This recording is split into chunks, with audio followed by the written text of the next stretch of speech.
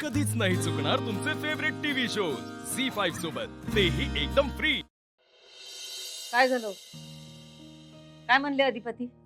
ते हेच सांगत होते की रमेशची आई आली आहे तिकडे, अगदी पायच पकडलेत अधिपतींचे, जायलाच तयार नाही। रमेशला नोकरीवर ठेवून घ्या, परत नोकरीवर ठेवून घ्या, सारखं हेच सांगताय। अधिपतींचं काय म्हणणं आहे? ते मलाच विचारत होते काय करू। मग काय सांगितलं काय तुम्ही? मी म्हटलं त्यांना, तुम्ही अजिबात नोकरीवर परत ठेवून घेऊ नका। कसं ठेवणार ना मॅडम? हा, बरोबरच आहे तुमचं। हो, पण शेवटी रमेशची आई येते आणि आई विनंती करते त्यांना, ती उभी आहे त्यांच्यासमोर। तुम्हाला तर माहितीच आहे, आई म्हणजे वीक पॉइंट आहे अधिपतींचा, मग ती कोणाचीही असो। आई म्हटलं की त्यांचं सगळं अवसानच गळून पडतं, पाघळतात लगेच। तुम्हाला तर माहितीच आहे ना मॅडम।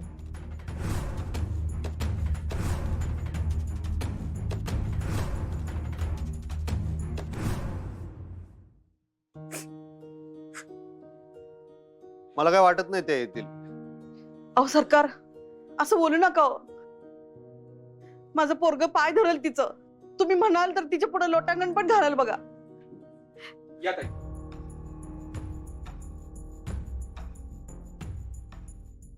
या।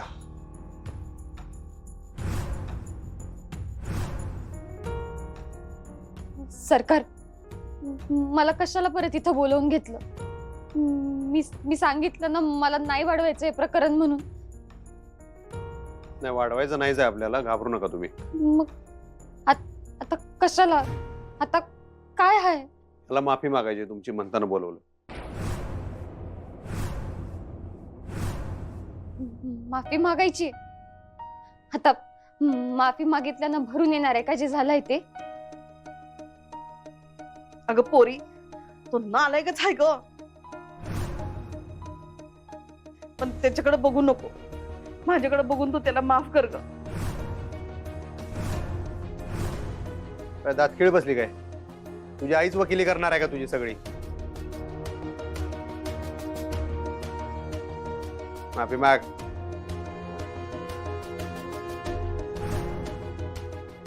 लांबून लांबून माफी मागायची।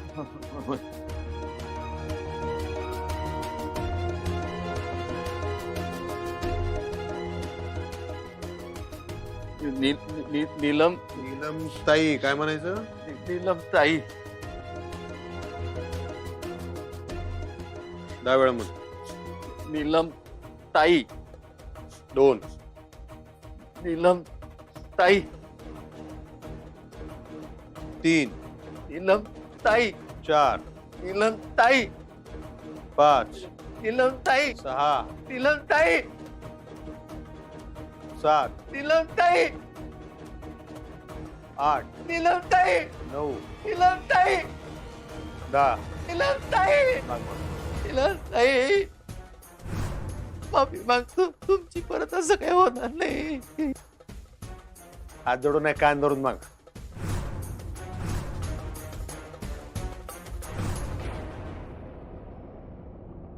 हो, तुम्ही काय आमासनी टोमना मारलात होय? म्हणजे नाही म्हणजे तुम्ही म्हणलात नव, आई त्यांचा एक पॉइंट आहे म्हणून। हो मॅडम, मला तसं नव्हतं म्हणाय, माझ्या म्हणण्याचा तो अर्थच नव्हता मॅडम। मला फक्त एवढीच काळजी आहे की अधिपतींनी भावनेच्या भरात येऊन काहीतरी चुकीचा निर्णय नको घ्यायला। मी अगदी मनापासून बोलत होते मॅडम, तसं नव्हतं म्हणायचं मला। बरोबरच आहे, हळवे आहेतच ते, आणि त्यांच्या हळवेपणाचा लोक गैरफायदा घेतात। तुम्हाला तर माहित असेलच नाही का? काय मॅडम,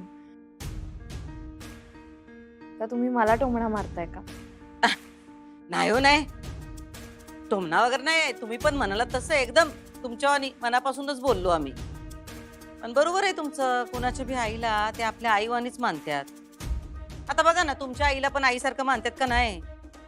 आहेत त्या सासूबाई, पण काय ह्यो त्यांच्या मनाचा मोठेपणा आहे हो। पण ह्योच तुम्ही म्हणलात तसं काय, हा एक पॉइंट आहे, आणि त्यांच्या या स्वभावाचा कोणी गैरफायदा नको घ्यायला, आपल्यालाच काहीतरी करायला लागल।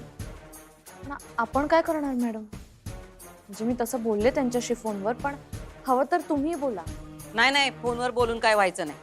म्हणजे म्हणजे काय, आपल्याला फॅक्टरीत जायला लागल, समोरासमोर जाऊन बोलू त्याच्याशी, तो रमेश आणि त्याच्या आईशी, आणि आम्हाला आमच्या अधिपतींशी पण बोलायचं आहे.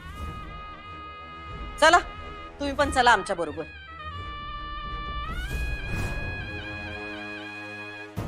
उभा करायला ताडग्यावानी तुला काय सांगितलं? कान धरून माफी माग. ताटकं कुठे गेली? घे जरा. अरे सरकार काय सांगायला कळ ना का तुला? धर कान आणि माग तिची माफी. नीलमताई, माफ करा मला. नंदी असं नाही करणार मी कधीच. परत कुठल्या बी पोरीकडं असं कधीच बघणार नाही. मी खरं सांगतो तुम्हाला, मी करतच नाही हो. असं वागणं तुमच्याची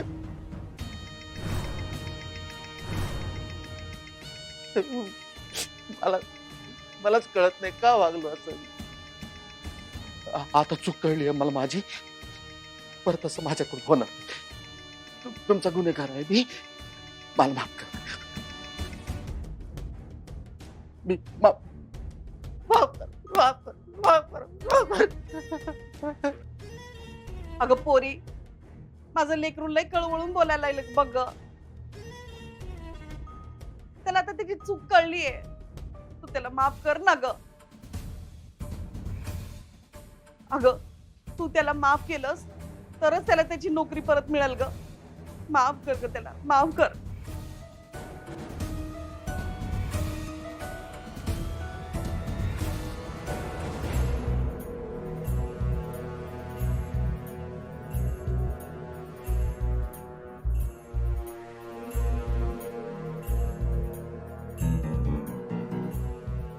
अधिपती, हे सगळं काय चाललंय इकडं?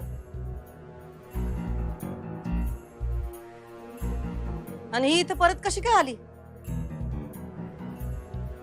तुम्हाला जायला सांगितलं होतं ना? या रमेशच्या आई लईच गायवाया करायला लागल्या. मला ते काय बघवना.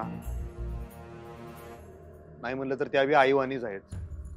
आमच्या आईच्याच वयाच्या आहे म्हणताना म्हणलं त्यांचा मान राखावं म्हणताना, फक्त बाकी काही सुद्धा नाही. त्या माझं पाय सोडायला तयार नाहीत. सारखं हातापाय पडायला लागल्या. मला ते काय बरं वाटेना. म्हणताना मी नीलमताईसनी बोलवून घेतलं. म्हणलं गुन्हा ह्यानं त्यांचा केलेला, नीलमताईंचा, त्यांची माफी माग म्हणलं. आणि जर त्यांनी माफी दिली तर एक 15 दिवस आपण कामावर ह्याला ठेवून बघू. जर बरं वागला तर ठीक, नाही तर मग हाकलून देऊ, असा एक विचार केला मी. अधिपती, तुम्ही हे सगळं कशाला करायला? शेपूट वाकडं ते वाकडच राहणार, ते काही सरळ होणार आहे का? हा, मग तेच मला वाटलं की हे ठरवायचा अधिकार काय आपला नाही, नीलमताईंचा आहे. त्यांनी जर माफ केलं तर ह्याला नोकरीवर ठेवून घेऊया, नाहीतर मग काही इशेच मिटला.